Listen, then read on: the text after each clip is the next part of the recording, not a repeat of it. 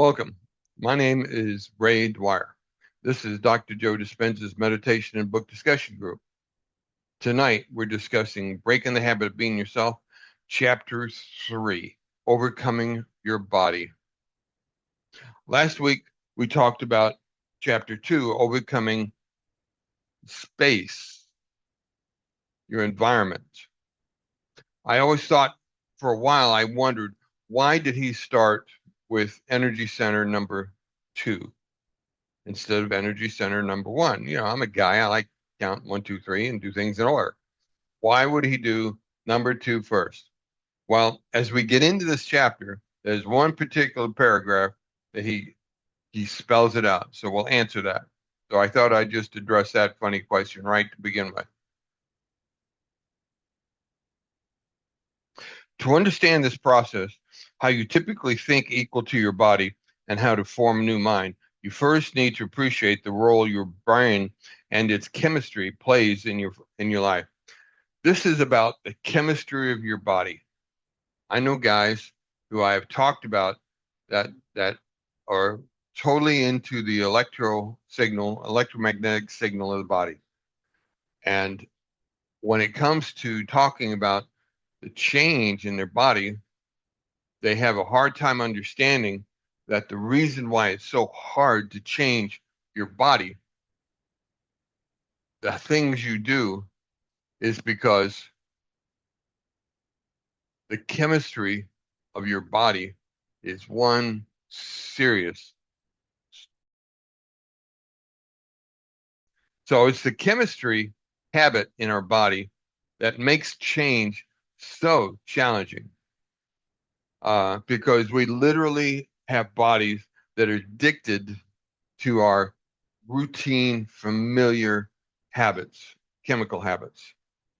And it's the same word, same idea as if we eat a substance of one form or another, and we get very conditioned to that substance and the body wants it. In the last few decades, we've discovered that the brain and the rest of the body interact via powerful electromagnetic signals. There is an extensive chemical factory between our ears and that orchestrate the bodily functions. But relax, this is going to be a brain chemistry 101.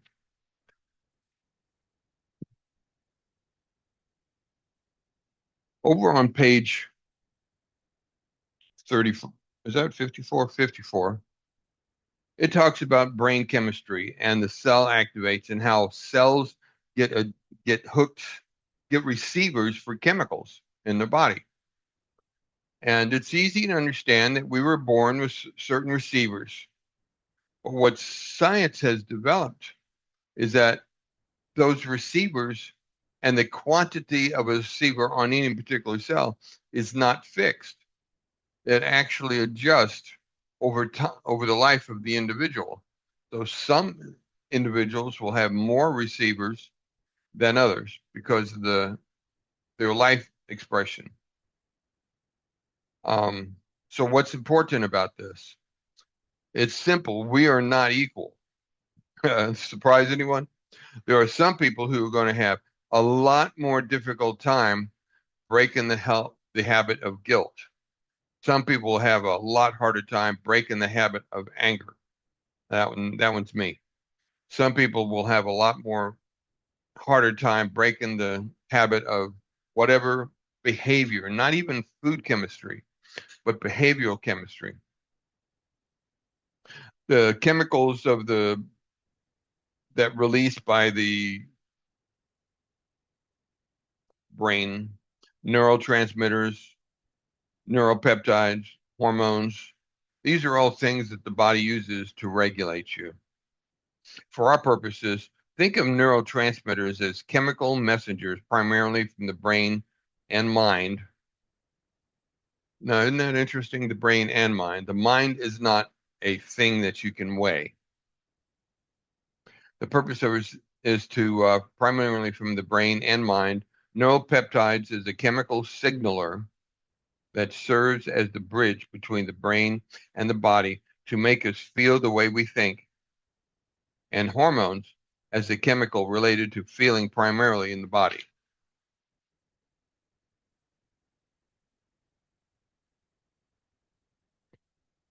Now, this page on page 56 is really an important page. I had it memorized for one time when I was first working on this because it's an important language that's used throughout this.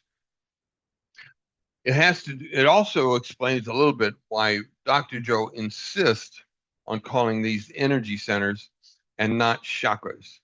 Because when you put your attention on your energy centers, you're actually putting your energy where the attention goes, energy flows. You're actually putting your energy in one of these gland centers of your body.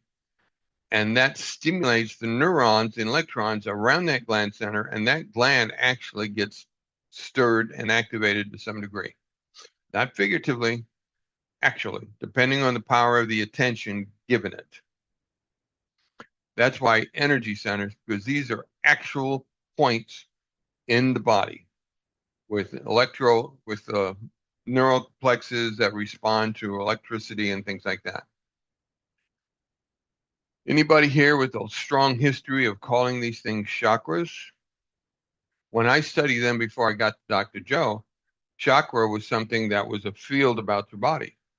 I had no idea that they were actually related to a physiological something in the body. They are.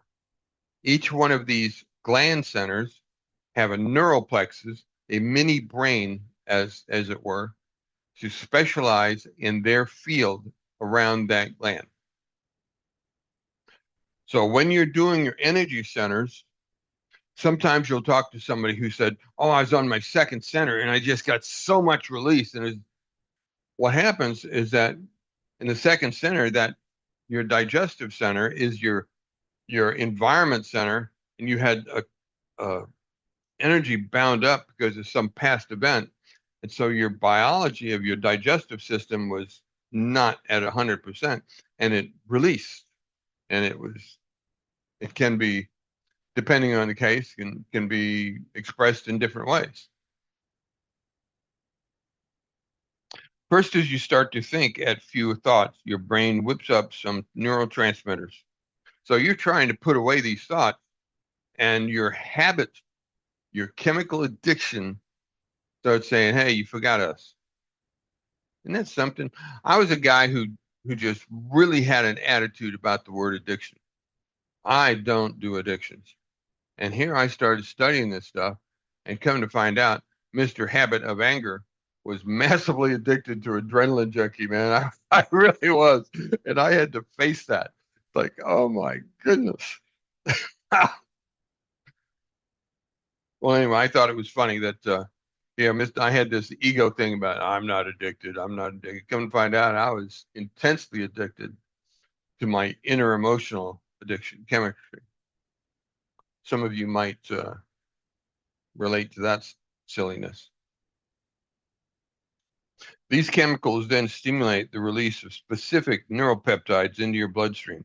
Once they reach the sexual glands, those peptides bind to cells in those tissues, and they turn on your hormone system, and presto, things start happening. If that's your first energy center you focused on, you'll sometimes when you're first doing this, it can be rather distracting. As you think, I'm over on page 57, and you think different thoughts, your brain circuits fires in corresponding sequence patterns and combinations, which then produce levels of mind equal to those thoughts. Once these specific networks and neurons are activated, the brain produces specific chemicals with the exact signature to match those thoughts so that you can feel the way you're just thinking. Now, what's important to start in about this? Because the body is pushing its thoughts up into your mind. It's not just this work is not just a head job. You can set to do something and your body goes, "No, I'm not into this today," and just protest like a it really does. And that those chemicals are in the habit of being familiar. And if you start changing your mind, it's good to be aware ahead of time that your body's going to protest. Okay? If you go into this and it surprises you, you could be defeated simply by your own chemistry. Isn't that wild? The brain constantly monitors the way the body is feeling based on the chemical feedback it receives. It will generate more thoughts that produce chemicals corresponding to the way the body is feeling. So that first we begin to feel the way we think, and then we think the way we feel. So, how did we get there? We thought, and the body followed what we thought. And we conditioned the body and made it familiar.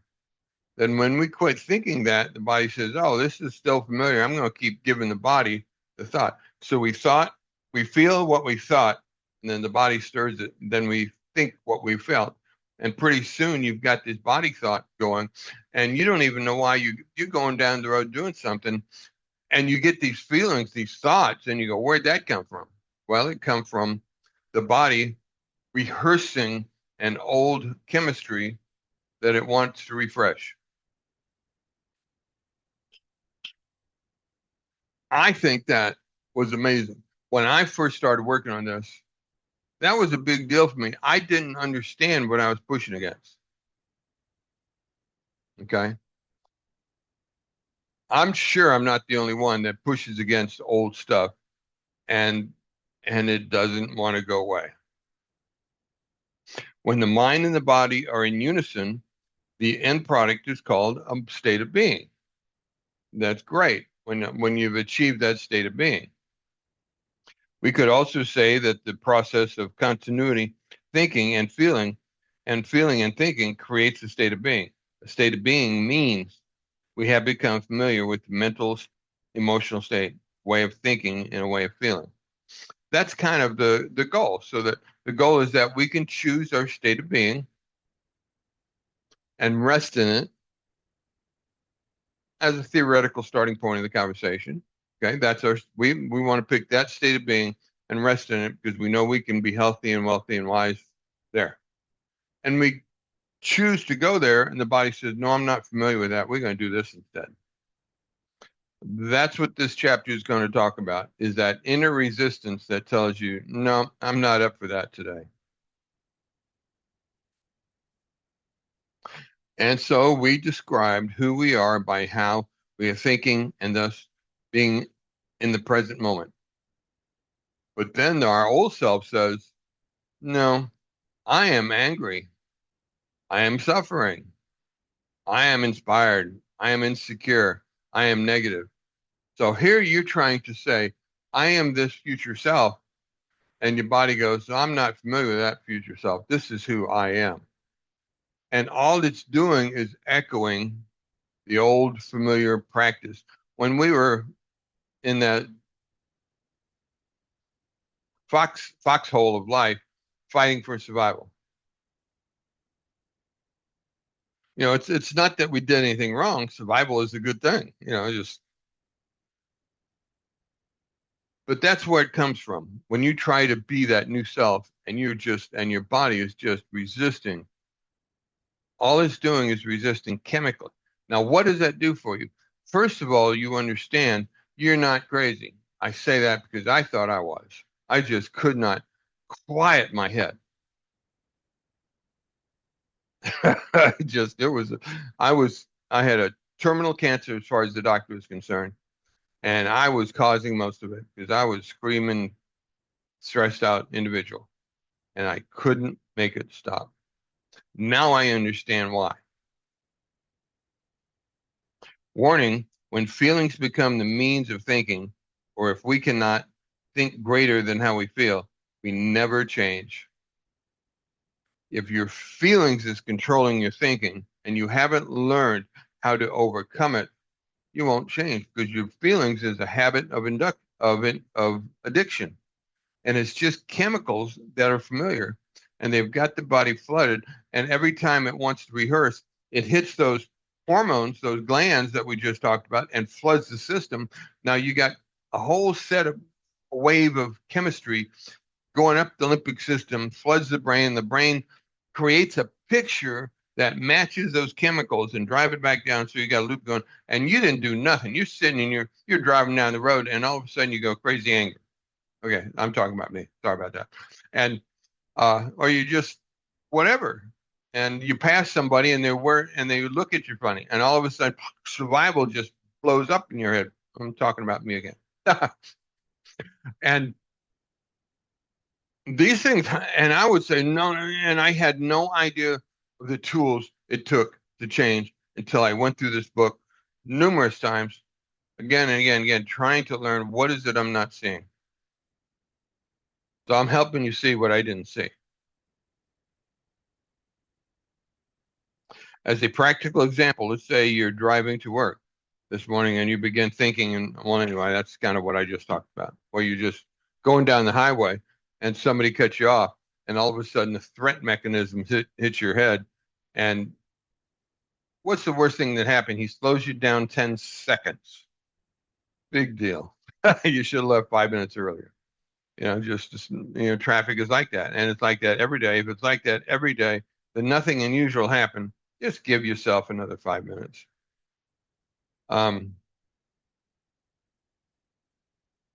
Okay. Something on page 61.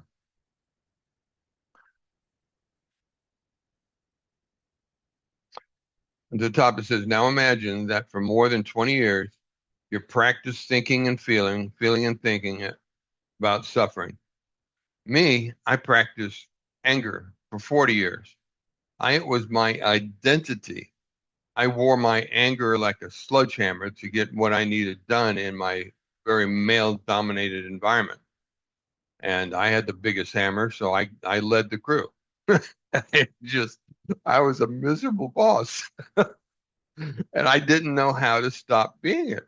It actually made sense to me. So when I finally got cancer and said it's time to have peace, I didn't know how to stop this. Ah, am I the? I can't be the only one that can relate to this. So my body was giving my feeling was making me think, my thinking was reinforcing it, and I was going around in circles, and I couldn't stop. I didn't know how to do it. I was told that they were, the BA just told me, well, we'll just drug you, and just it's like I know that's not what I want. Re Repeating the same thoughts and feelings you've counted for more than 20 years, for me it was 40, has conditioned your body to remember the feelings of suffering without much conscious thought. Yeah, the military called me military disabled PTSD. I'm certified. Really. So you're being coached in meditation by a guy that's certified PTSD.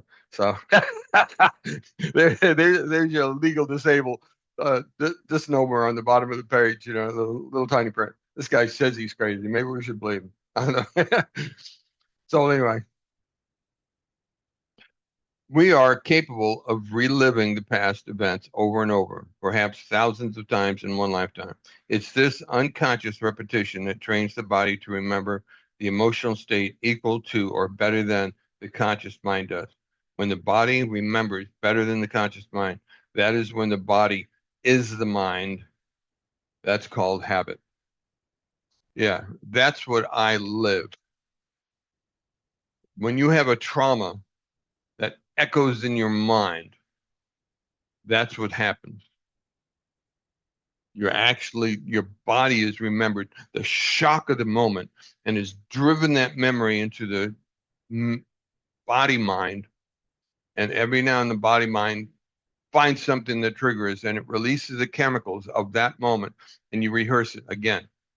And since you haven't learned to resolve it, when you rehearse it, it goes, and that shock adds energy to those neural energies. And now you've just told your body it's important. And so it guarantees it to do it again.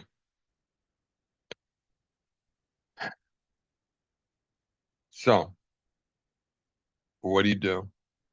Think about that 5% of the mind that is conscious, struggling against the 95% that is running the subconscious mind on automatic program.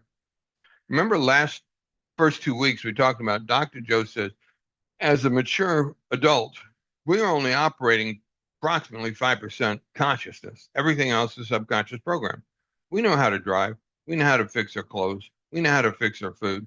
We know, and we don't even consider the details. We choose, and past that shows choosing is the automatic programs. That's what we're working against. So a person may want to be happy, healthy, and free, but the experience of hosting trauma for 20, in my case, 40 years of suffering and repeating cycling of those chemicals of pain, pity, have seriously conditioned the body to an habitual state, an addictive habitual state. That is the challenge that this chapter introduces you to. Starting deep. The mind might think it's in charge, but the body is influencing the decisions equal to its memorized conditions. That's why you can learn something and can't make your body do it because your body has programs that makes it do something else. Now, I know there's some people who just seem to be born with a talent for a certain thing. But us other mortals, where we have to learn every detail of everything we do, I found that there are some things I have to push against resistances in me that say I can't do that. Once I push against it and condition myself in very incremental steps, I find, yeah, I can do this. This ain't that big a deal. What told me no to begin with?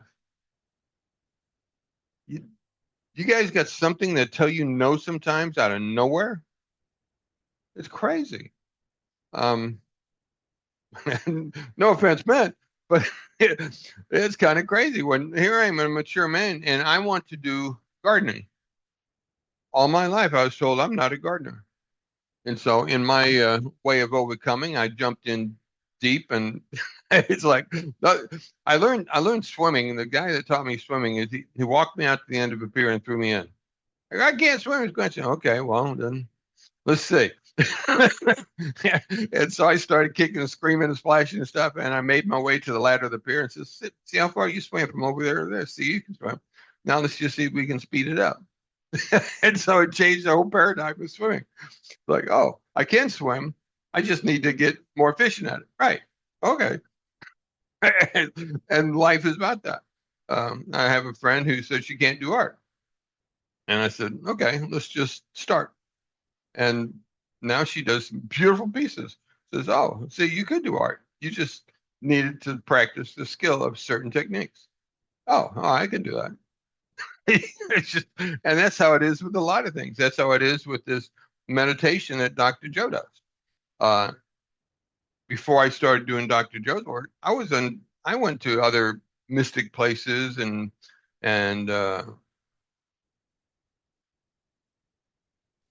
studied the Kabbalah and I studied all these other names I don't want to mention, but they all, but none of them changed me. And so I kept looking.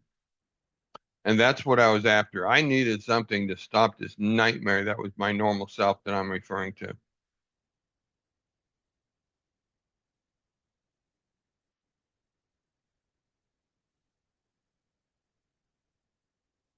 And when the 5% that is conscious is going against the 95% that is running subconscious automatic programs, the 95% is so reflexive that it only takes one stray thought or single stimulus from the environment to turn the automatic program on again.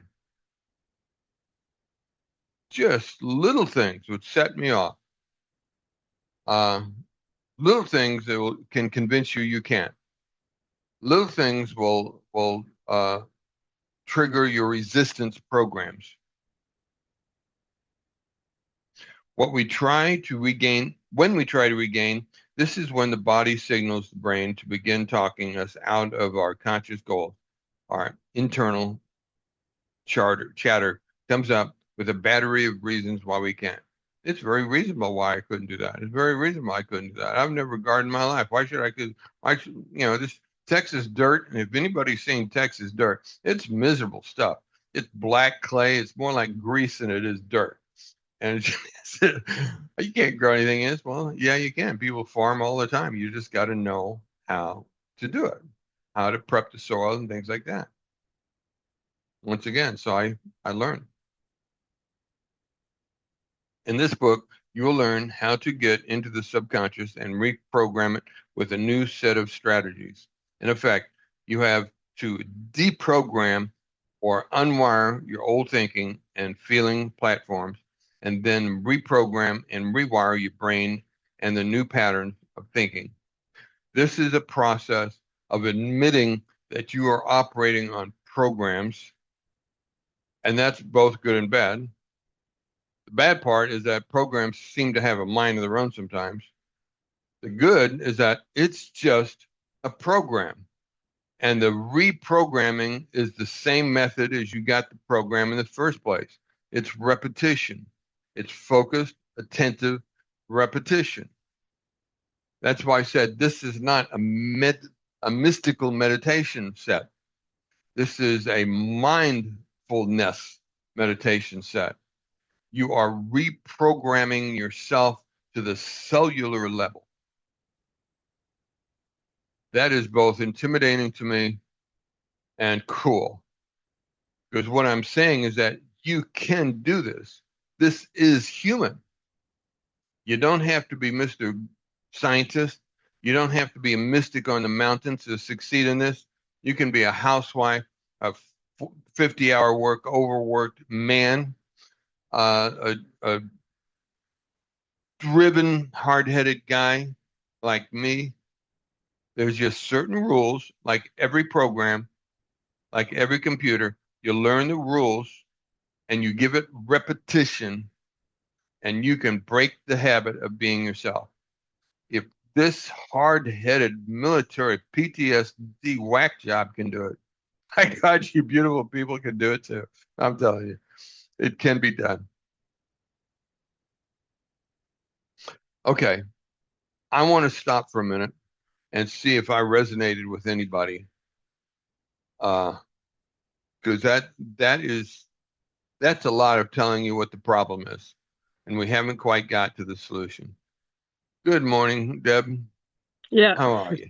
Oh man, you resonate.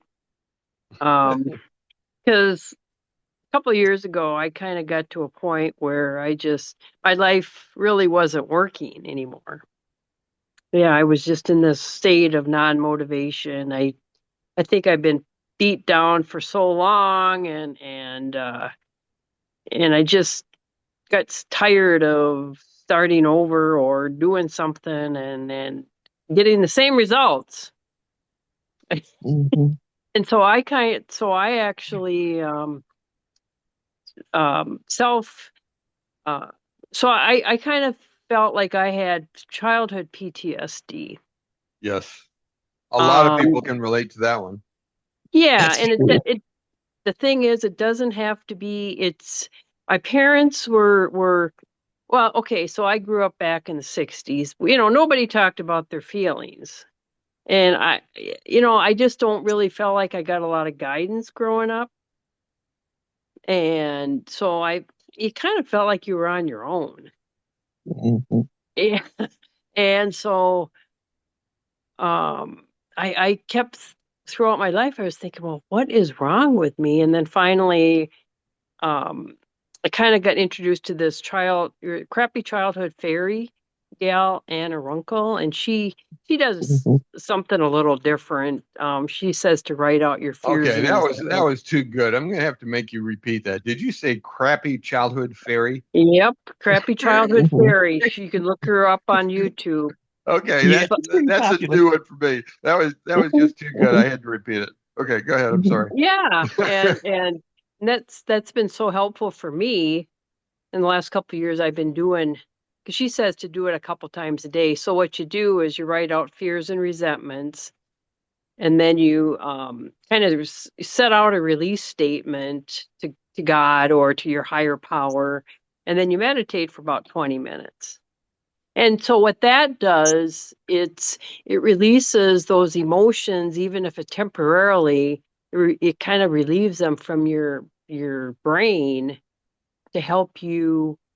Um, it kind of gives you a sense of relief at that time, but it may come back.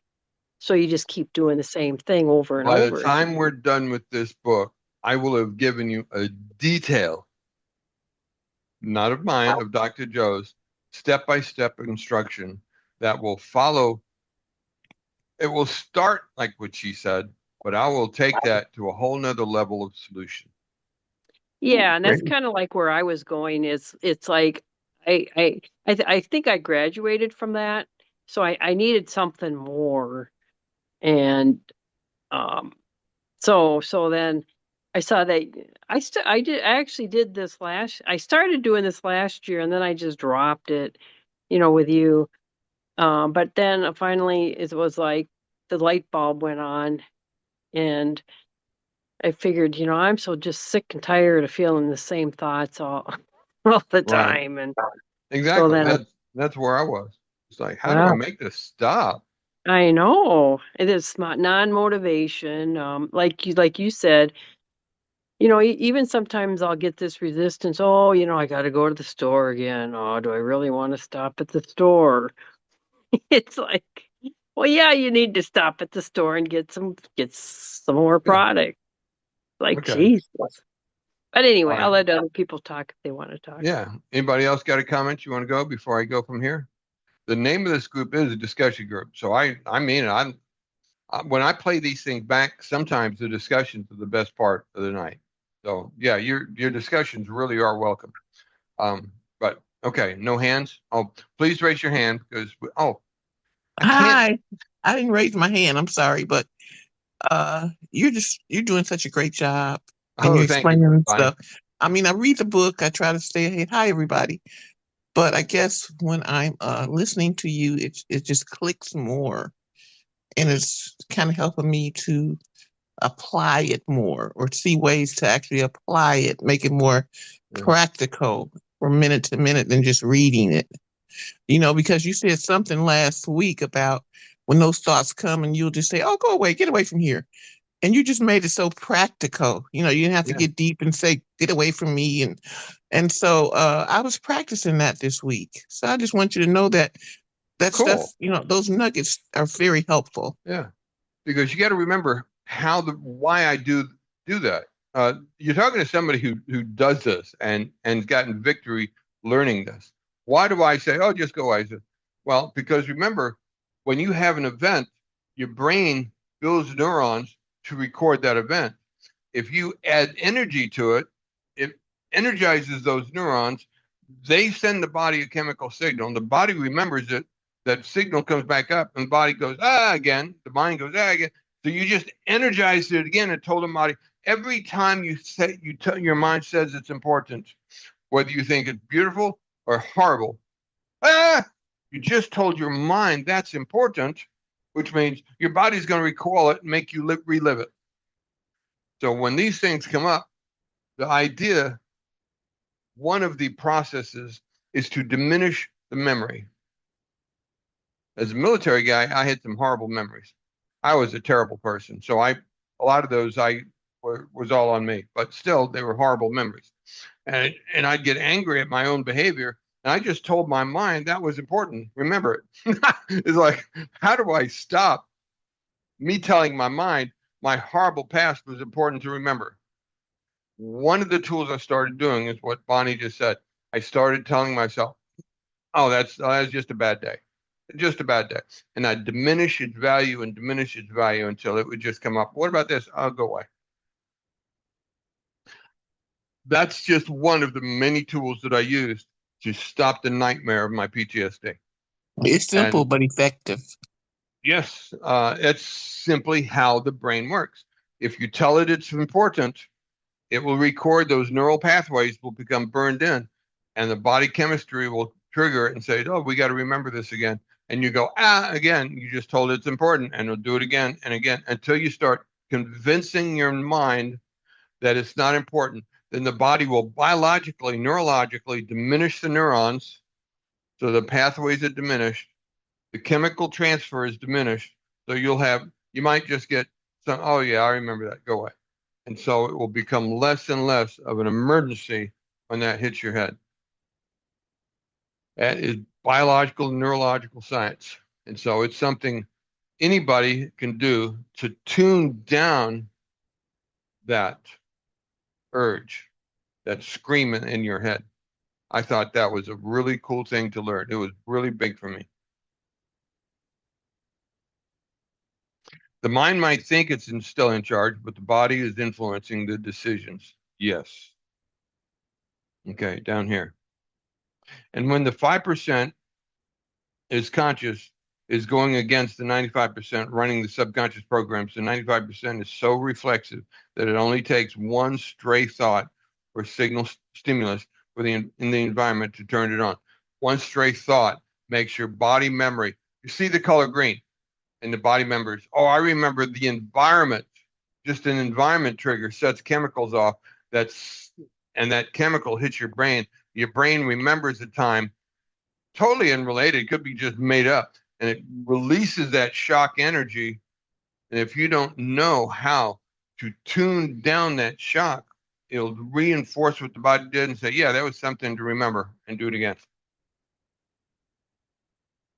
When we try to regain control, this is when the body signals the brain to begin talking us out of our conscious goals, our internal chatter. So we've got a goal of peace and beauty and growing flowers and whatever. And the threat signal comes up from somewhere, and don't grow flowers. It makes you vulnerable. People will draw attention to you. You don't want attention. I like flowers. Get out of my head. It's just I want to grow flowers. So you get this counter chatter that's remembering your old environment, and that's not bad. You've got these programs because the survival instinct in that time, and congratulations, it helped you get through that time.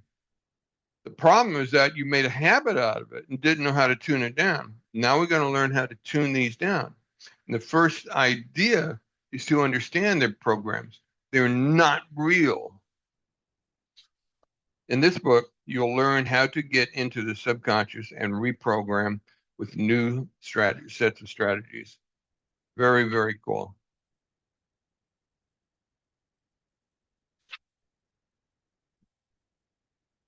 Over on page 66. When anything goes wrong or is awry in your life, you automatically assume that you're the guilty party or the angry party or whatever your program is triggered in your survival mind. But that seems normal to you now.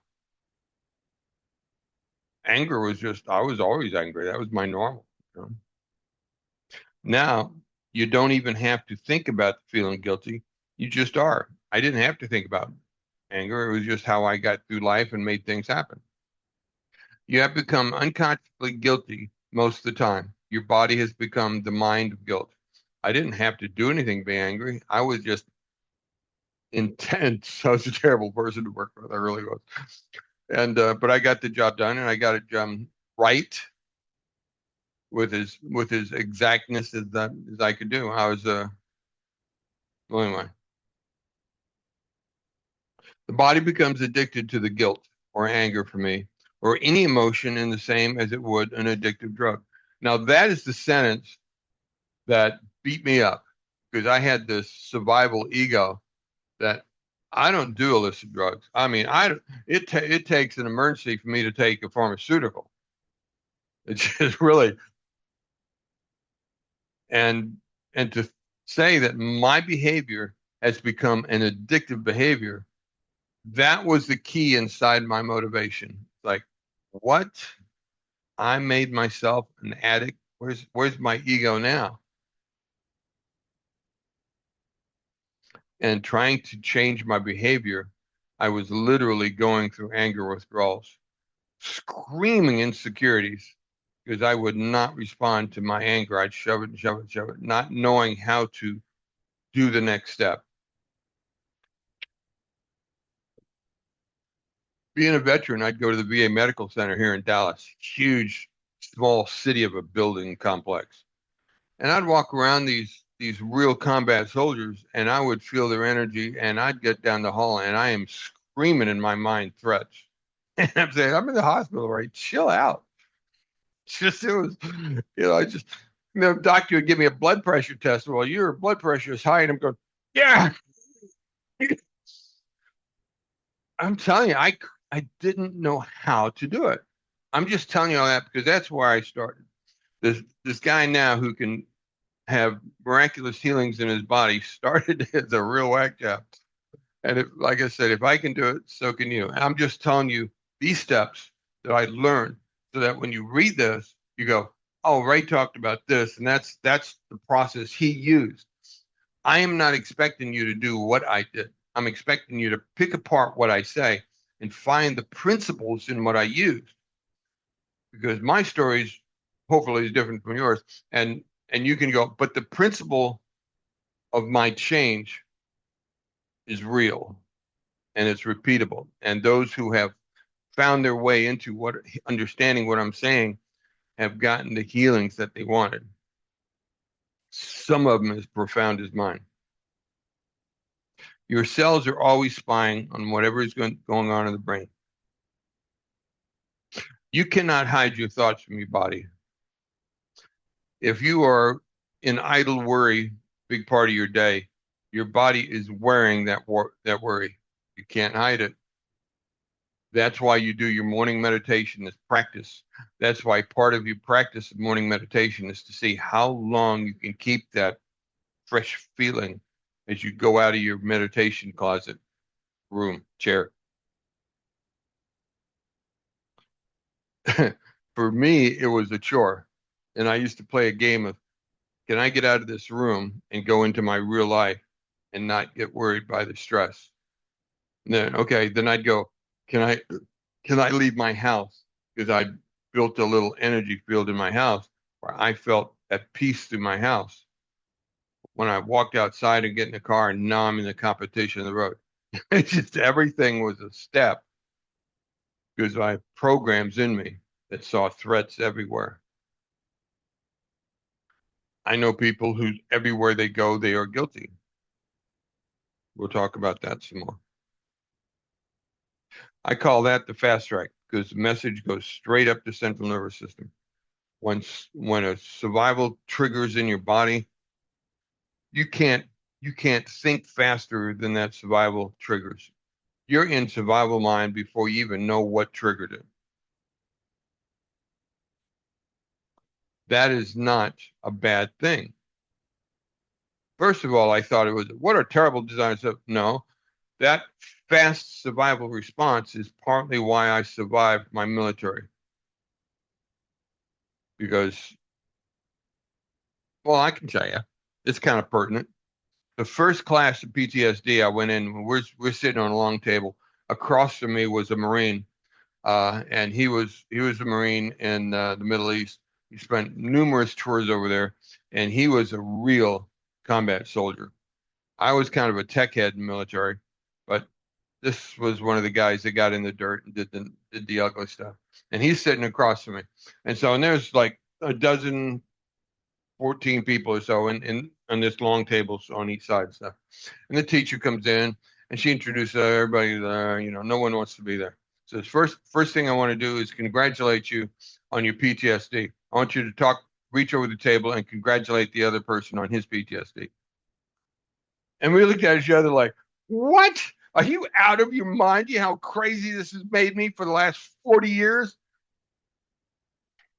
And so we all bitched and moaned for a couple minutes, and then she settled us all down. She says, "No, I mean it." And we looked at her like, "Okay, should I leave now? I'm about to get up out of my chair and walk out of here." She says, "No, I want you to understand, because that PTSD that you're dealing with now is a program that was your extreme survival program, and maybe just why you fought harder, ran faster, jumped, fought, defended harder than your normal mind would have let you do. That PTSD you're dealing with may just be the reason you survived. Congratulations. And it totally took the whole definition out of me. Instead of saying I got PTSD, I'm crazy out of my mind. I've got PTSD. I'm a survivor, and I will defend that survival, and I'm proud of it.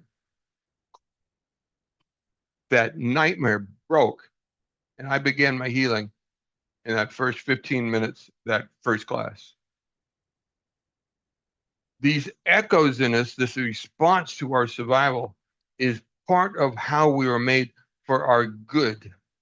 The one thing nobody has done for us is to teach us how to turn it off. You're just like, okay, it's like getting in a car. Great, you can drive it. Okay, now what happened to the brakes? Just no one told you how to put a brake on this thing.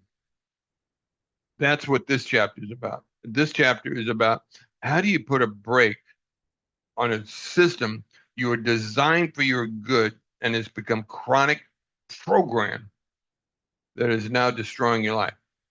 Okay, a little extreme, messing with your life. That's the target of this conversation. Had to get real with it, had to get a little extreme on it to make the story as big as I could. Why? So that many of you, most adults carry a certain level of echoes of their past that are just ugly. Okay, I met some people that just don't even understand what a headache is. I understand that. There are people like that. But a lot of adults carry echoes that are pretty hard. And how you deal with it is not evil, it is part of your survival system. But no one's taught us how to turn it off. Let's begin. As long as we use familiar feelings as a barometer, as feedback on our efforts to change, we'll always talk ourselves out of new possibilities. What a tough sentence. That's on the bottom, page 69. As long as we use familiar feelings as the barometer.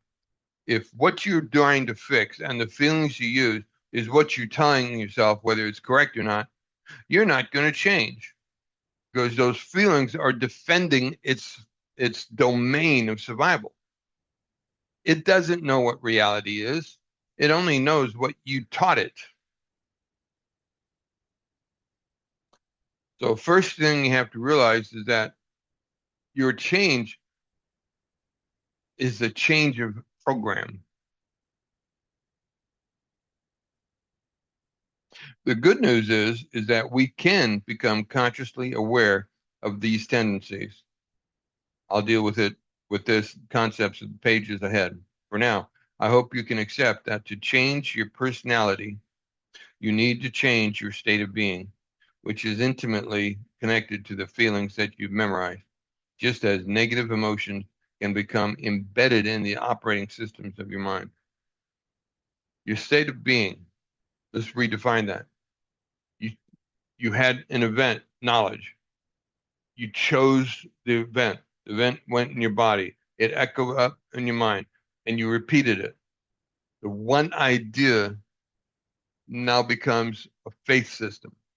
You repeat it. That faith system now becomes a conscious behavior. A conscious behavior becomes a pattern, an attitude.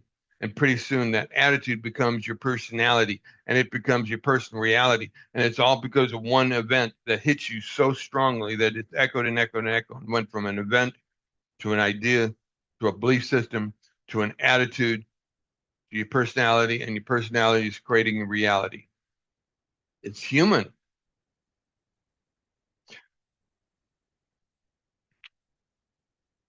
We stand on a soapbox proclaiming change to be our best interest, but on a visceral level, we can't seem to bring up the feeling of true happiness. That's because mind and body aren't working together. The conscious mind wants one thing and the body wants another. Your body wants to rehearse to keep you safe. The dangers that you've told it were out there. What a system. Now, how do we teach the body that we are safe? You begin by practicing safety in your morning meditation. Can you convince yourself you're safe for 15 minutes out of the day? I tell people, sit, look around, tell yourself you're safe. I'm safe. The children are away. Da, da, da, whatever list of things that you have to suggest, I'm safe. Now, what would it feel like? What body, by listening, what would it feel like if you were really safe for 15 minutes? And you drive that down into you and you try to put on the cloak of safety just for 15 minutes. You have to start teaching your body the feeling. The thought won't do it for the body. The thought stops right about here, figuratively speaking. The body has to be taught how it feels. And when the body doesn't feel right, its feeling goes up to the brain and converts it into ideas. So you want a new feeling for your body. Sit in the chair and you give yourself 15 minutes. And then you can give it 30 minutes. And then you can carry it out of your room. Then you can carry it through your house. I'm safe. See my houses. I literally, when I was doing this, would go around the doorways and I'd touch the door sill and tell it, I'm safe. And I'd go through the door and I'd touch the door. This is in my house. I'm safe. I'm loved. I'd go up to my favorite chair and I'd touch it. I'm safe. I'm loved. Because I had this constant threat in my mind. But I practiced feeling safe. What about guilt? Some people have a guilt thing. I'm going to get into that more. I'm jumping ahead on that. By definition, emotions are the end product of past experience in life. Don't do this by emotions. Emotions is the end result. Emotion is the grade card you get at the end, not the beginning. So if you let yourself be edited by the emotions that stir, that's just your body's past telling you, no, no, no, no, no, I don't feel good. Just because the emotions resist you, don't mean you're doing it wrong. In some cases, it's exactly the opposite. I mean, if you got this emotion coming against you while you're trying to tell yourself you're safe, you're actually doing it right because you're pushing against the old memory and giving it a reason to reprogram.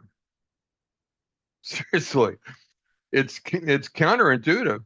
You mean, so I'm meditating on peace and I feel very unsafe, and that's the right thing. Well, yeah, in a funny sort of way. Isn't that crazy? But yeah.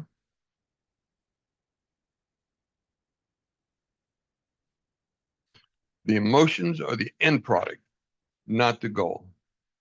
So don't regulate your meditation by the emotions that stir. Remember in the first part of this chapter, we talked about the energy centers that are tied to different glands. As you go through this, some of this attention and awareness will stimulate old stuff. And you'll have emotions come up out of nowhere for no reason except you stirred an energy center that triggered a body memory that is now releasing chemicals in your mind, and you're getting emotions over something. You're going, what did I do? Well, in you, there was an old memory that was released in your body mind. And that chemicals of that release is hitting your head and you're getting emotional over it. Yeah. That's part of what you see when you see somebody in meditation and some of the doctors and you see them, ah, yeah. The energy has gotten them so electrified, they are releasing all kinds of trauma memories, and their consciousness, their brain, the mind is just freaking out. This is real. And that's why when they get up, they feel so relieved. So all that hard memories just was resolved. I didn't have one of those, not like that. I had my own kind of a change, but not one of those. Page 73. Bottom line. Most of us live in the past and resist living in the new future. Why do we resist living in the new future? The body is so habituated to memorizing the chemical records of our past experiences that it grows attached to those emotions. Just the trauma becomes an addicted thing. Yeah. It's a funny system that we've been given. Next page. Feeling and emotions are not bad. They are the end products of an experience. They are end products. So don't judge your meditation, experience, or anything by emotions. Go deeper than that. Judge it by the feelings, the after effects. You can feel different from your emotions. Deb Wood, I see your hand up. Yeah. Well, what I wanted to say too is, making the little steps, the little goals in life. So that's kind of my motto, is to, do something for 5 minutes or 2 minutes, and then as our brain gets familiar with the new routine, then it'll kind of, because I started doing some exercise for a hip problem about a week or so ago, and of course my brain is like, oh yeah, you don't want to do that, but I need to do that just because I want to feel better, of course, but then your brain resists, so it's just like, so I tell myself that every little exercise I do will add to the betterment of my hip too. So I think it's just the little steps that really lead to the bigger steps in life too. Right. Exactly. You're allowing the program to accept the new program. Yeah, exactly. That's exactly right. Because sometimes if you start in too big, then your old program will start screaming and you'll quit. By going in little steps, you go, see, this is safe. See, this is safe. This is safe. And your security, your survival programs, you go, oh, okay. It will learn a little at a time, and over time you'll just be just doing it. It will be your new familiar. Thank you. That's right. And it's a good bridge right into my next statement. Another major aspect of breaking the habit has to do with our physical health. Look at that. You gave me the perfect step right into it. Certainly, in the hierarchy of things that most of us want to change about our lives, health issues are way up there. And when it comes to what we'd like to change about our health, there is one set of dogmas that we're going to have to examine and dispel. The myth that the genes, disease, create disease, and the fallacy of genetic determinism. Yes, there are genetic things that's just hardcore. Hardcore. I grew bald and my hair started falling out in my 50s, and I think that's pretty hardcore. I haven't found a meditation that stopped that process. But there's a lot of things that we think are genetic that are not, and we can control. And there's a science about that called epigenetics. And I will give credit to my first major healing strictly to the fact that I changed my energy and my body changed. I'll go into that with time, but essentially, uh, we are an energy being expressing life through our body. And that energy is the first driver to what the genes express. The genes are a protein expressing organelle, I think, little part of an organ in the cell, and it responds with a whole bunch of different proteins. It responds to a midline protein that is our common self, but that common self doesn't have to be accepted. We can change a lot about our genetic expression. And the word is epigenetics, and I will be using it all year long. We now know that less than 5% of all diseases today stem from a single gene disorders, such as Triac and stuff. And whereas around 95% of all diseases, illnesses relate to lifestyle choices, chronic stress, toxic factors, and environment. 95% of everything, uh, diseases, not trauma. You still go to the hospital if you wreck your car, but diseases where you get sick, flus, viruses, all that kind of stuff that people get sick over. That's lifestyle, stress, toxins in your environment. I thought that was a serious reprogramming for me because I was told I was who I was, and that's just my genetic disorder, and that's just who I'm going to be. I'm an angry old Irishman, and Irishmen are just crazy to begin with, and I was one of the crazier ones, and that's just who I was. Live with it. I was. I was told that.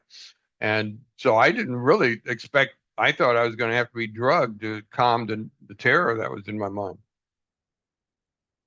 It's true that the external environment influences our internal environment. However, by changing our internal state of being, we can overcome the effects of a stressful, toxic environment.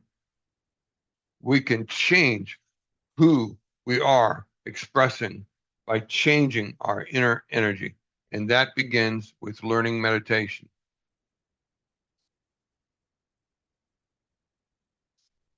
The body is the protein producing factory, mucus cells, and it just goes on. I'm over on page 76, and it just goes on to a long discussion about proteins. So this is where I'm going to stick my foot in something that's not part of this. One is that if you're not getting enough proteins in your diet, you may be vegetarian and you may be eating really healthy, but if you're not getting enough proteins in your body, you're going to have a weak body, flat out. Two, always remember, it's not what you eat, it's what you ate. You can have a vegetarian diet, but if you're eating off the shelf dirty vegetables, you're going to get as sick as the next guy because they're not clean. And that goes with meat. You can eat meat and think you're just being a good carnivore, but if your meat is toxic, you're going to have a toxic carnivore diet. So it's not what you eat, it's what you ate. Well, anyway, that's kind of confusing. I hope you got it. Okay, that was my little podium for tonight. That's a little off, but it has to do with the material on page 76 that we are a protein producing diet, a body, and diet matters. Okay, back on track.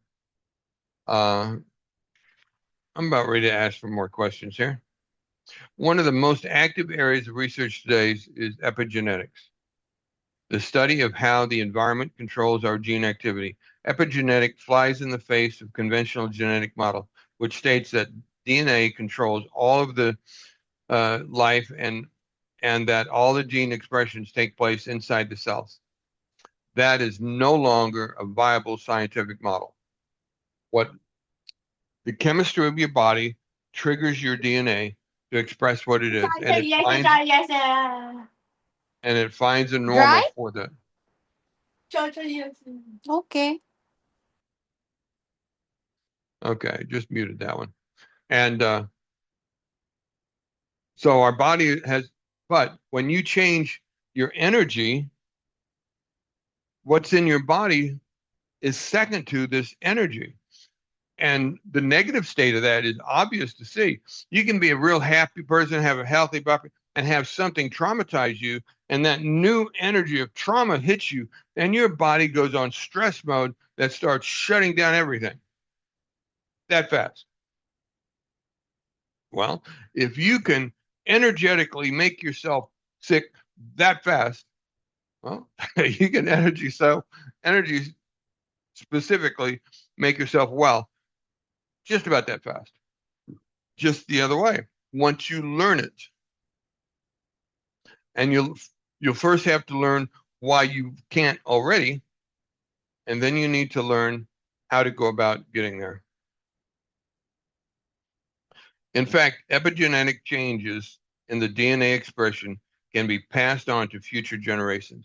That is what I underline here, and I wrote, what? Wow. Get this.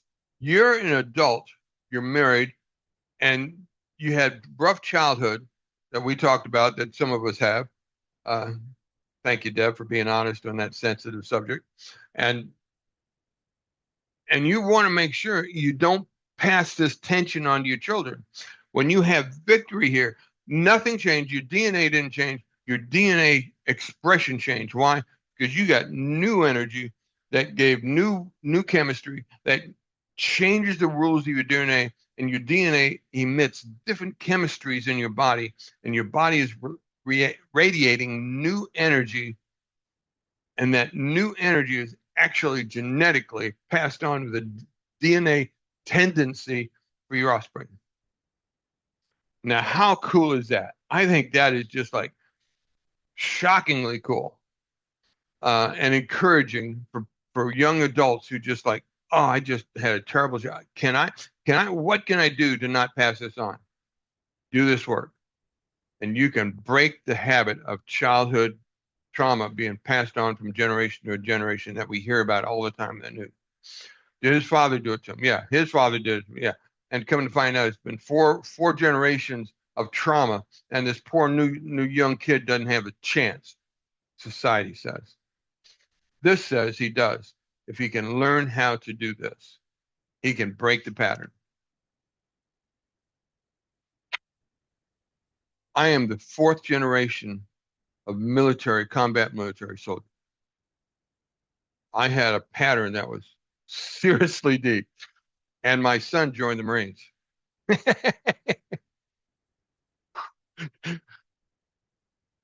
The dad, I don't want an easy one like the Army. I want the Marines. So I go, oh my God, I didn't. What can I do? Well, anyway, he made it home healthy, and he has a beautiful, loving wife now. So he did good. Oh, gee. But the idea is that this change in you communicates to your environment and to those who are you immediately bond with. It actually goes out. Let's see if we can talk a little bit about what we're talking about. Just by changing our thoughts, feelings, and emotional reactions and behaviors, we send our bodies new signals, and they express new proteins without changing the genetic footprint. So while the DNA code stays the same, once the cell is activated in new ways, new information, the cell can create thousands of variations of the same gene.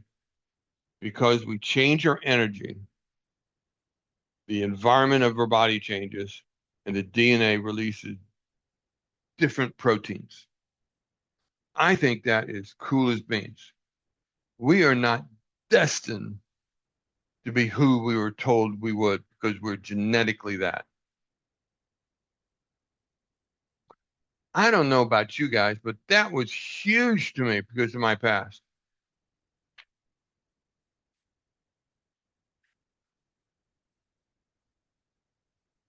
Okay, skip a couple pages. I'm now over on page 81. There was a significant discrepancy between the subject who enjoyed the comedy show. Oh, yeah. This over on 81, they're talking about a clinical test. They had this group of people who were diabetic, and they had to take insulin on a regular basis to control their sugar. And this guy got this funny idea. It says, if energy changes how the body works, let's do an experiment. So they had this group of people, they all tested about the same, they all had to take insulin, and they had they fed them a meal, let them watch television for an hour, and then they took the other group, and all they could sit and watch, they watched television, but all they could sit and watch is the goofiest television they could find. And so the second group spent an hour laughing at the stupidity of some comedy. Then it came time to take their insulin, and they tested them. The ones who watched the standard news and drama shows tested normal and they had to take their insulin. The ones who watched the comedy, belly laugh comedy for an hour, their body had adjusted so much that they actually avoided insulin shots that time. And the guys couldn't believe it. They thought at first it was just the breath, like breath meditation or something.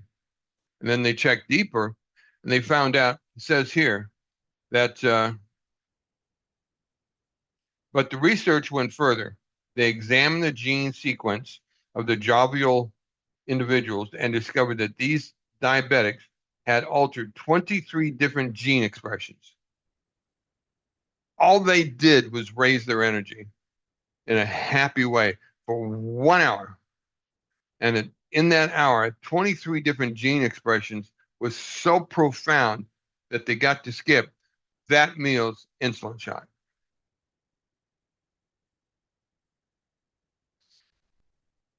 Our emotions can turn on some gene sequence and turn off others.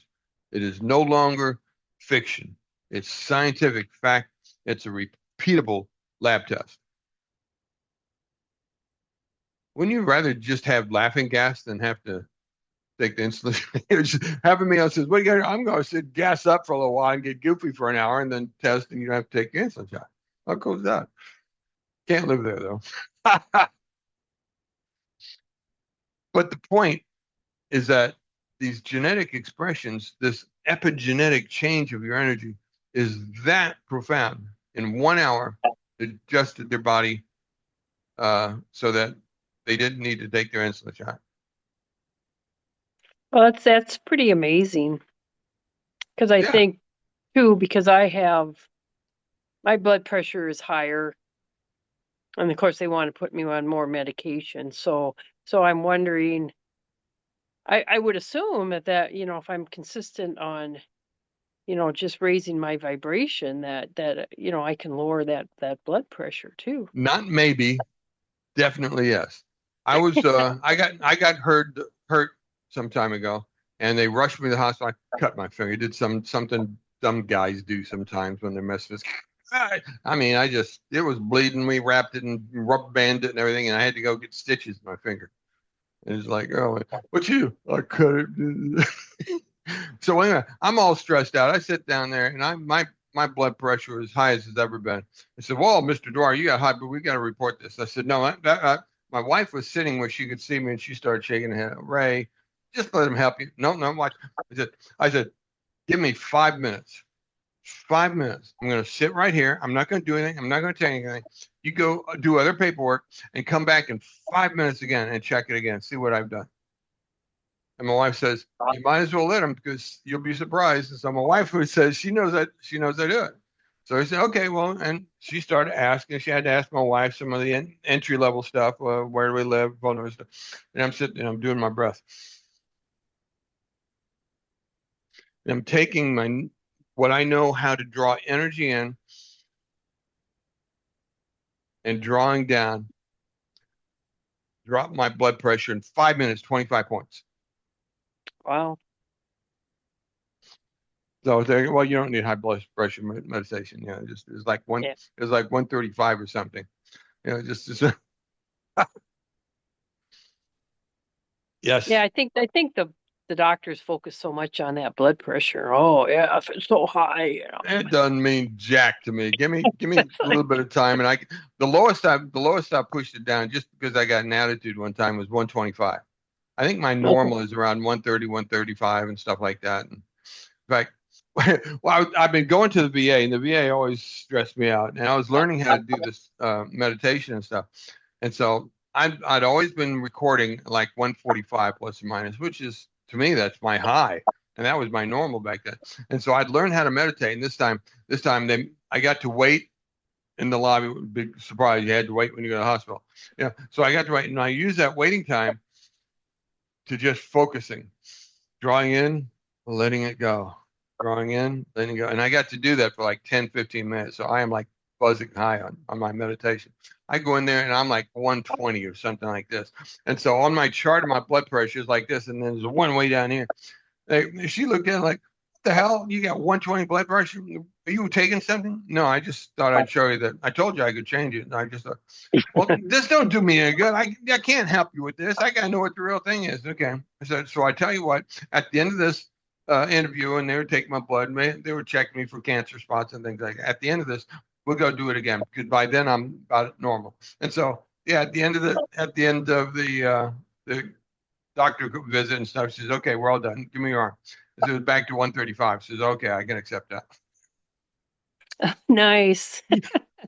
Well, yeah, because it seemed like you always, because I, when I'm in the doctor's office, they could take my blood pressure, but then it's different like a Yeah, minute later. So yeah. there's It's not, ridiculous. To base so it much is, medical information on blood pressure is ridiculous. it Yeah, is. particularly on one measurement. If they have Yeah. a 6 month history of you, then that's one thing. But well, anyway, that was another interesting point. So that's how I daily do this. I live this stuff. That's why my talk here isn't like you could find anywhere else because you're talking to somebody who does this stuff. I really do. That is, you change the circuitry in your brain by thinking in new ways. You embrace the emotions of an event already in its physical manifestation. It's possible you can change your body genetically. You can possibly change your body genetically. You can change the expressions definitely simply by your meditation and developing and learning how to get that future self into you.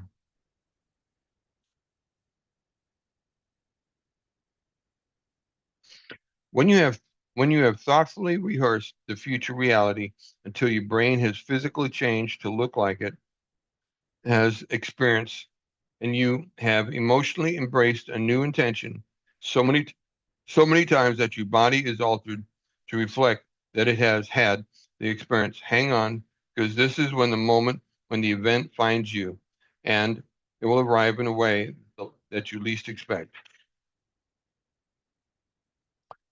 So this is the point I'm trying to make. First of all, this little blessing of the energy center meditation is not just an arbitrary something. It's got tools in it that will help you break the habit of being yourself. Epigenetic is the science behind it. It's not woo-woo. It is scientifically fact that when you really learn how to surrender this guard that we wear in this society, and that when you surrender that, what is left is worthy to receive the kingdom, you get energy that changes who you are genetically down to the DNA, and your body begins to heal by default. That is the coolest thing about this whole study. People think that I'm just this way. No, you're not. You are programmed to be this way. There is no such thing as you're just this way unless you have a true physical handicap or something. Some people have those. But most of us are programmed to be who we think we are. And we can change that. And we change it by learning how to put aside our stress and working on a future self. And when it comes time to stop this, don't just say stop this. You go, I'm doing that now. Give your mind something new, or it will just keep going back. It'll go back anyway. But without something new, it goes, I got nothing, and back it goes. I used to have trouble driving. A lot of guys do. People cut me off, and that anger would flare up, and the survival flip. And I had to say, quit it, stop, change. We'll go into it later in the book where Dr. Joe teaches you to say change. Why would you do something just like that? Because you're telling your body you got new information, you're driving a new idea into your body, and your body's trying to give you the old ideas. Change. And the obvious statement comes up is change to what? You got to have a future self, some goal of yourself over there. I am changing to that guy. Now, give me a break. Go away. I don't care about you anymore. I don't need you anymore. I am safe already. I don't need a threat response here. I just need to give the guy a few seconds of my time and let him out of my way. That's it. When you really, really get this, your life can profoundly change.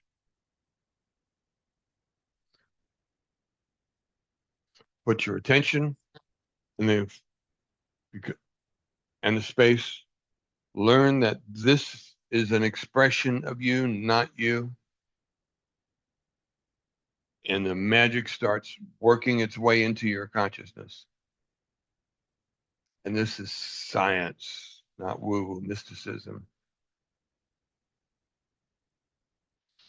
Okay, I got a little time to hear some statements. Let's talk a little bit about that. Hello, Ray.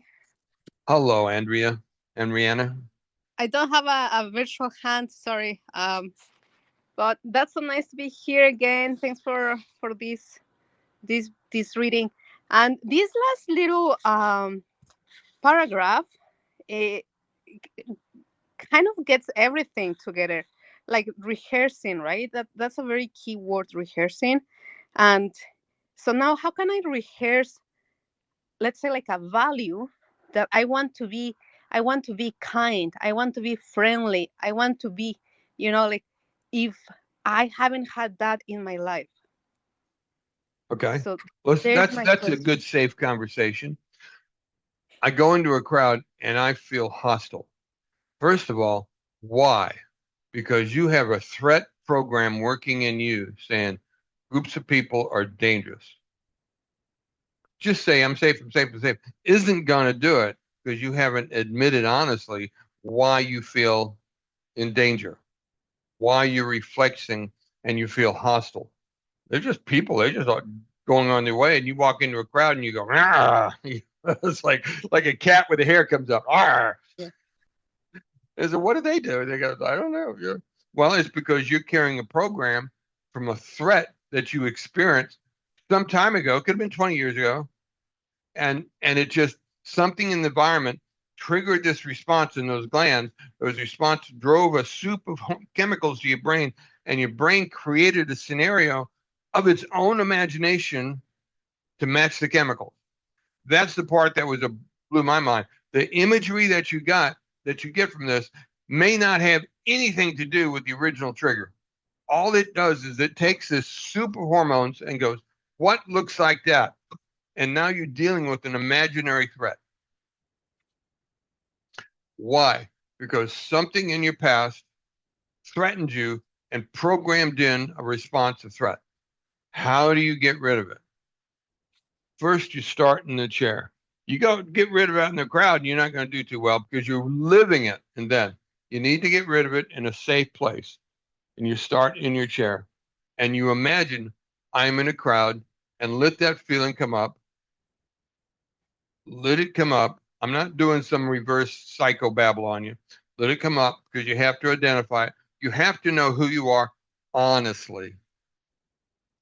And then you go, okay, I don't need this response anymore because I have a new self.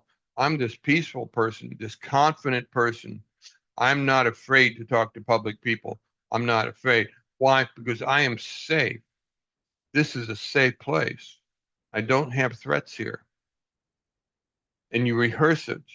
And then you test it in a crowd and you come up and says, okay, I'm safe. This is all something you do in your own mind. You don't talk to people about it. You talk to people about it and it does something in your head, and you just told your body it's important. And I told you, when you tell your body it's important, you're going to do it again.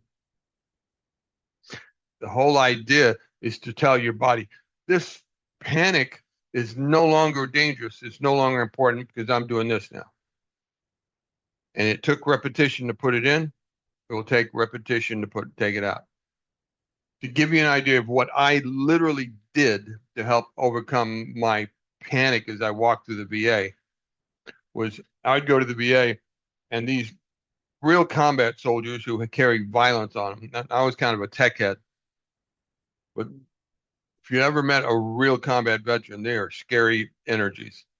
And I'd walk by him and I'd flare like a cat, oh, it's like I just want to find a tree to climb up.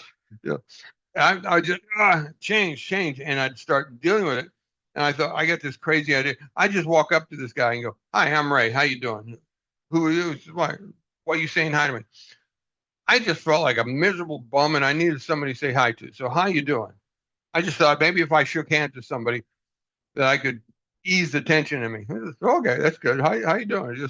And we just start talking for 5 minutes, and we both tuned down because I responded to him because his energy was high because he was doing the same thing I was doing. I got the training of Dr. Joe to do something that diminished, devalued the panic. So I just went, I just did what I was afraid of. I walked up off my hand. Hey, just how you doing? What do you want? I'm just having a bad day and I want to say hi to somebody and you were the first one I come across and so hi. And you're a little worried about, I don't know, I just was uncomfortable. I need to say hi to somebody. I didn't lie. It's what I did. And in a 5 minute chat, both our energies went down. And I saw him relax. And I felt me relax. And I did that after a few times of doing similar stuff. It got to me. I'd go to the end. I said, okay, who can I say hi to today? And I'd be looking for somebody to say hi to. And I'd look for another guy that just looked bristly. And I'd go up to him and say, hi, how you doing? What do you want? I just need somebody to talk to just for 5 minutes because this place drives me crazy. Oh, yeah, I can relate to that. Says, I'll even buy you the first cup of coffee. So, okay. And one guy actually took up on it. So we walked to the little snack bar thing, bought a coffee, we talked about military junk. And then we had to go to appointments. That's what I actually did to take down my public threat assessment. And that's kind of what I'm suggesting to you in your own way. So you're talking about like practicing, right? Like practicing with Joe Dispenza, like practicing it, rehearsing it with him with that frame. Because if I don't know what kindness is at all, like how can I tap with that if I don't know how it is in the past? Imagine what it is. What would kindness feel to you? Just sit there. If you were if you were sitting at the table with my wife and we were just about a relaxed couple of people as you ever met in your life, what would it feel like to you to sit there and just sit with us over a cup of coffee or something, whatever, and just talk about the plants that we're trying to grow, my goofy behavior that I do around the house sometimes, mental like that, and that kind of thing. And how would that make you feel to be in a total community where there were just people? How would you feel? Tell me. Peaceful, clear. That's not how you feel. Those are words. Tell me how you would feel. This is the hard part of this because peaceful is a head job. I'm talking about how would your body feel if you were at peace? Can you find words to describe how that would feel? This is I'm glad we're having this conversation because this is the hard part of this chapter. Because we talked about feelings and mind, but we didn't talk about what do you mean by feelings? We are talking about it in this example. I don't mean peace. That's a head job. I mean, how do you feel when you're in peace? Like my legs are not shaking. That's a good one. Yeah, like my hips are grounded, stable. Your gut might be a little bit more relaxed. Yeah. I feel it more like in the hips, more expanded in the upper body. Your survival senses aren't on alert. You just kind of like, oh, this is cool. This is just a normal little house, and it's just chilled out. Mm-hmm. Your shoulders aren't like this. That was my key. I'd be doing something, I'd feel my shoulders go up, and I go, oh, what happens next is only seconds away. I'd better get control of this real quick. And I just, okay, what triggered that? That was my key. Some people get different things, but because mine was angry and threats, I'd be walking through the VA and I just feel this, and I detected somebody violent, and I'm like, and my body would just respond. It's like, get a hold of it, relax, right? So, what would peace feel to you? Peace to me is I'm just a slouchy old guy. Slouchy, is that a real word?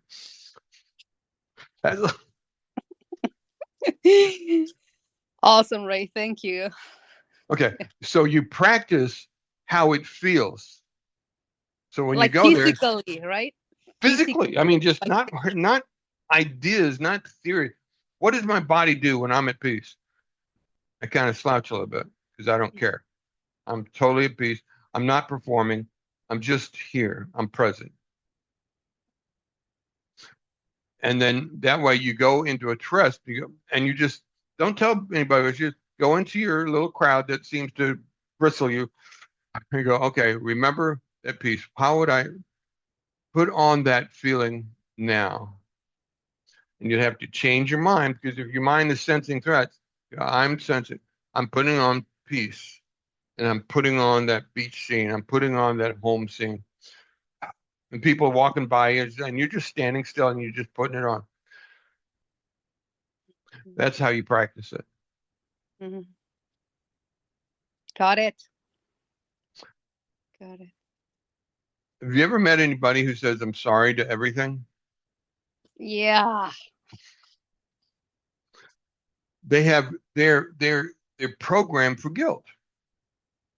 How do you step out of a program so deep that it could rain and somebody would say, I'm sorry. What are you saying? I'm sorry. Well, you just had plans and I'm sorry you didn't get your plans. It has nothing to do with you. Quit saying you're sorry. But they're programmed for guilt. And it's the same thing. You've got to find that feeling of abundance so there's nothing to apologize for. Oh, it's raining. Oh, okay.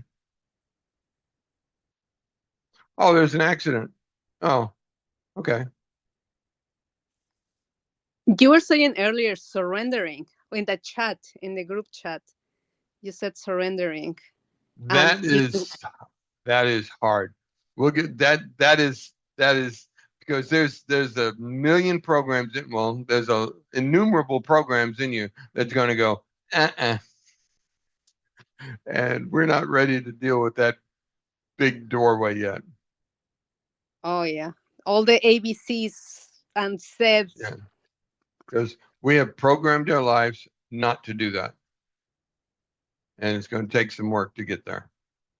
It was a year for me, and I was doing the work a lot and studying and reading and studying. I had no one to talk to, so I had to solve it on my own.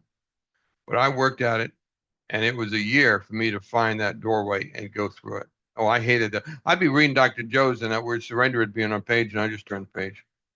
I mean, I was combat veteran, and just I don't surrender for jack, just it's just it's kind of embarrassing now, but that was deep in me.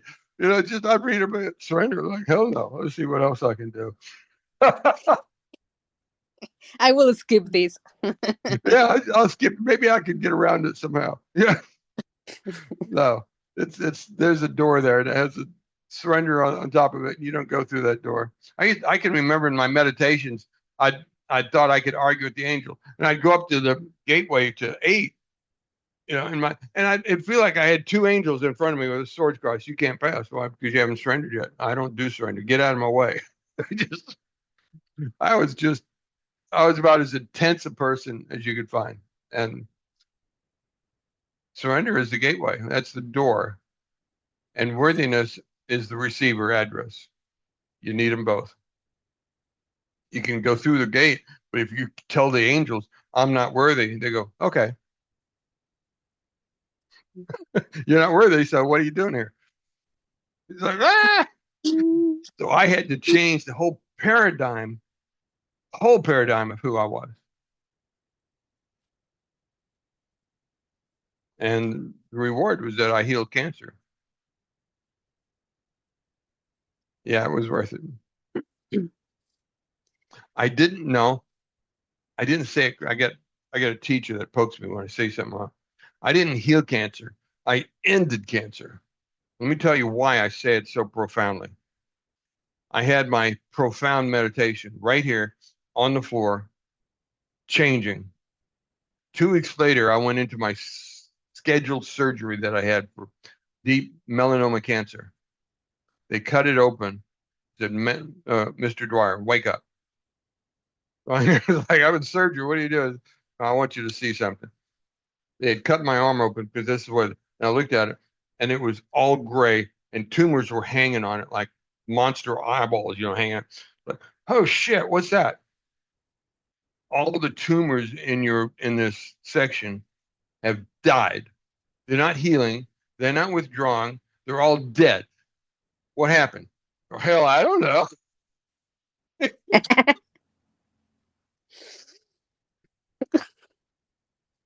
And that was the end of my melanoma cancer.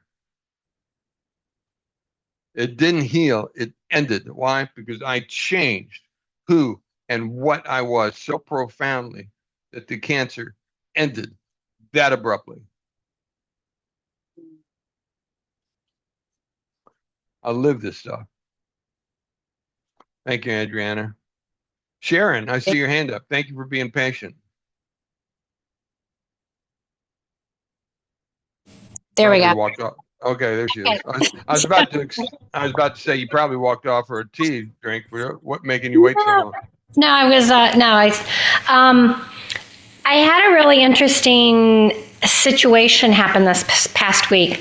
I was working in the hospital like I normally do, and the person that I was paired up with was still recovering from being sick, and a couple times sneezed like really close to me, and I thought, oh no, whatever.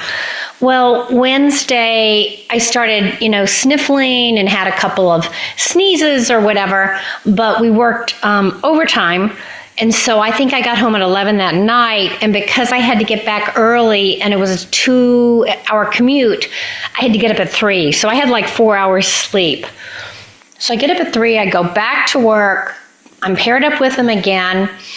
And this time I can feel myself like the energy beginning to go down. And I'm like, oh my goodness, how can I stop this? And I tried, but I guess I just wasn't as good at it as I hopefully will be. So I went home Thursday night and I started sniffling more, went through a whole box of tissues, couldn't get to sleep. When I finally slept, I had to sit up. And when I woke up the next morning, I couldn't breathe if my mouth was closed. I went to brush my teeth, and my teeth had started bleeding a little. And I thought, this is not a good sign. So you're sick. Yeah. Sick. Something's going on. So I called because I was also house sitting and not near my normal doctor. And she says, oh, I think you should go to the ER. And I thought, yeah, it sounds bad, but if I go to the ED, I'm not going to, it's going to be hours. I said, can I go to an urgent care and then they can refer me? And she says, okay. So she referred me to an urgent care. I get winded walking on level ground. I get in there. The receptionist take one look at me and she goes, no problem, come right on back. And there's meanwhile people in the middle of the waiting room. And I thought, I must look really bad. And I get in there and the doctor walks in and he doesn't even say anything. He says, okay, start telling me what happened. And I was like, ew, this must not look really good either. So my pulse ox was in the 80s and my temperature was like 104 and my pulse was way too high. And so he goes out of the room and I'm thinking, oh my God, they're going to come back with a stretcher and put me in the hospital. And I think that jolted me so much because through this whole process, I'm trying to calm myself down. I'm trying to breathe deeply, but it's very hard to even breathe. I'm trying to think, what can I do to use some of what I've heard about with our meditation, and nothing seems to be working. Anyway, when he goes out, I begin to get really concerned, and I think that was the jolt I needed. And I still couldn't breathe through my nose, but I started just breathing because I haven't learned quite enough to really move all that energy around. So my blood pressure was okay. So then they laid me down and he says, okay, he says, well, we'll just observe you for a couple hours. So I was there for an hour or so. Really? They're just going to watch you for a couple hours? Well, until guess I got worse, and then they were going to take me to the ER. I don't know. I didn't want to go. I did not want to go to the ER because I know, relatively speaking, I wasn't going to die, so they would put me in the hallway for hours anyway. So anyway, so he comes back in, my vitals get normal, but he's now throwing all these medications at me. So I get the Z-Pak, and I get the cough syrup with codeine, and I get the painkillers, and I mean, all this stuff. And he goes, do you want me to call somebody to drive you home? And I said, no, I think I can make it. But I get in the car, and I guess something kind of clicked. I felt almost like a little switch. And I thought, if you are ever going to figure this out, now is the time. Because once you start taking Z-Paks and all this kind of stuff, your whole internal is going to go haywire, and it's going to take you months to get back in balance again. Good conclusion. So tell me what happened. I sat there. I had my phone, and I had some of you can find Dr. Dr. Joe's meditations, some of them on the YouTube, and I always felt like they were knockoffs. But at this point, I was going to try anything. So I sat in my car, and my car I parked alongside the street so that if something really happened, like people would see me. There'd be somebody around. Anyway, so for an hour, I listened to one of those healing meditations. And then I was in the car still, and I thought, you know what, I feel a little better. I'm going to still go get the meds. But by the time I got home, I did another half hour of meditation, and I actually was able to start breathing with my mouth closed. And so I actually slept really well that night. That was Friday night. Yeah. By Saturday morning, I was fine. Now, I'm not up running marathons, but I was fine. I got up, took my 5-mile walk, did some laundry, did the house stuff, ran errands, and I'm like, oh, cool, this is all right. So it's amazing to me that I could flip back that quickly, but it was really hard to kind of overcome that inertia especially when the body's in pain, like between my headache and my uneasiness with having trouble breathing. That makes it even harder, I think, to kind of concentrate and do this process. There's an inner thing that your body starts feeling, and you start feeling discouraged, right? Yeah. I felt like everything I was trying wasn't working, but I thought, well, just keep trying, because if you give up now, then you know it won't work. So you stood against the feeling, but sometimes life can just get you in a way where I'm just feeling, and you allow those old programs their day in court, and you just made it harder on yourself. I'm saying it like that because I went through that last week. I had a couple of days of runny nose. Okay, I'm ready. And then I had a day where it was so bad I was taking antihistamines. I haven't taken an antihistamine in 15 years. I mean, I don't need that stuff. I just don't. And I'm like walking around with tissues in my hand. It's gross. Yeah. Mm-hmm. And by the end of the day, I'm pissed. This isn't supposed to happen to me. Just like you picked on the wrong guy. And so that night, after I sat in the chair and I did my thing, and I woke up completely clear, like as if nothing's happened. My face is all pink and stuff from 3 days of wetness, but it was over. Boom. And just like it just paralleled your story so much, I wasn't going to say anything about it. But yeah, I had a week where I had just kind of a poo-pah attitude about just stuff. And I had some stuff I'm writing and stuff, just stuff. And slowly my attitude got just stuff. And I picked up that thing, and finally it got so bad that I got, what's this, right? You taking antihistamines? You haven't taken antihistamines, and God knows how when my wife takes them because she doesn't do all this work. But I don't need this stuff. And my mind says, evidently you do. So, and that pissed me off. And I says, "Well, you picked her the right." And I sat down and I did the work, and I felt the energy move. And I didn't know I didn't know I was clean until the next morning when I got up. And I got up and went, "Oh, okay." And it's amazing how quickly you got better too, because this thing that's going around, it has a 2 to 3 week life, and it has about 4 to 7 days that it can like take you down. So when I called into work sick on Friday, she's like, "Oh, don't worry about coming back. Come back Wednesday or Thursday of next week. This stuff is it really like takes you out." And when I was at the doctor, I said, "Go ahead and give me a note." And he says, "Okay, I'll let you go back to work on Wednesday." I said, "Wednesday? It's only Friday." He said, "You're not going to get better. You're going to need Wednesday, if not more. And if you need it to be longer, just give me a call." So I have a note that says I'm out till Wednesday. And because Free vacation day. Good for you. well, I don't want to use up my vacation days like that, you know?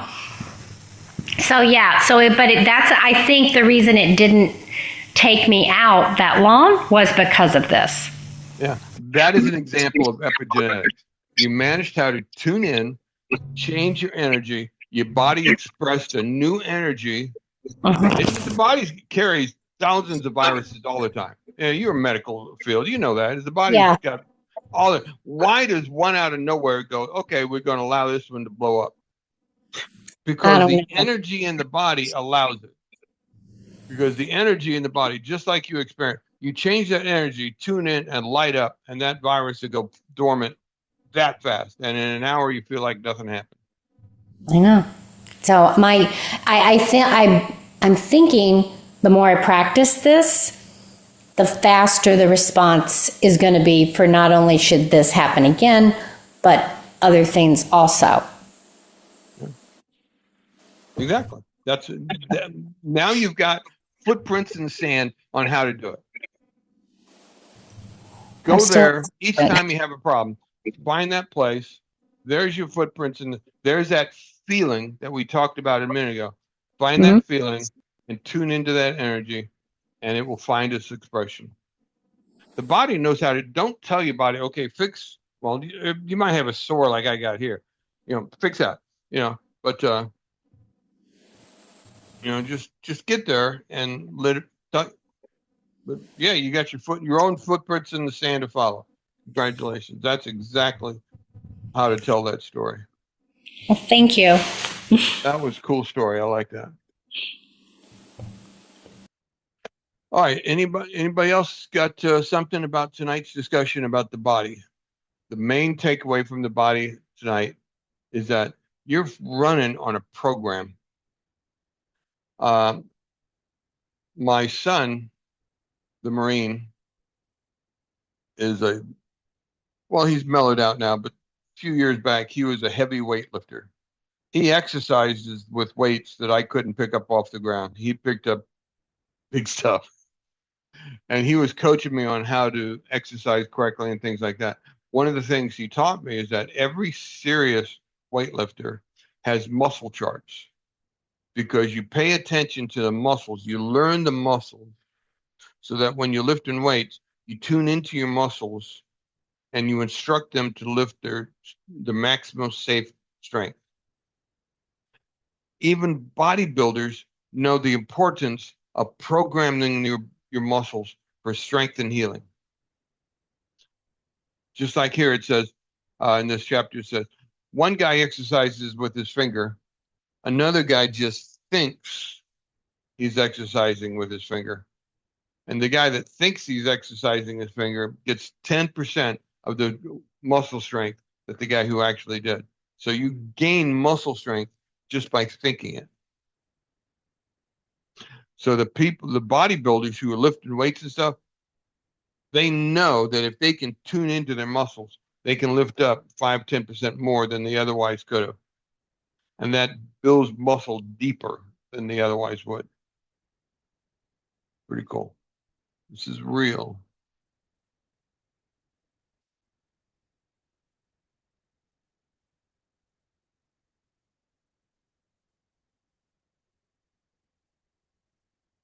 So, I hope you get the meditation, blessing of the energy centers 1, 2, and 3. and work with it for the next few months. It teaches you to separate your attention from awareness. Ultimately, it'll teach you to separate your awareness from your body. Ultimately, it'll teach you what is controlling the awareness. Who is the controller behind that? When you discover that in you, that is you, then you're ready to really do some serious changes in your life. Blessing of the Energy Centers will help you get there. I bought mine at the Dispenza website, drjoedispenza.com/shop. That's where I direct all my material people to buy. Like I said, I'm not here to make money. I'm here to help you have your victory. Anything else? Next Sunday, we talk about time, overcoming time. That is the most elusive one of all because you can't touch it, can't feel it, can't see it, but we all deal with it. We all carry memories of the past, and we all carry reflections, how we reflect the past into your future. And how you control this needs to be a discussion.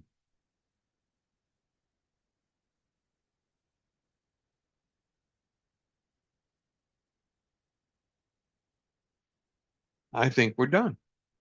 No one's talking to me. Okay. Be blessed, do the work, and free yourself from the programs of your past. Good night, all. Thanks, Ray. Bye-bye.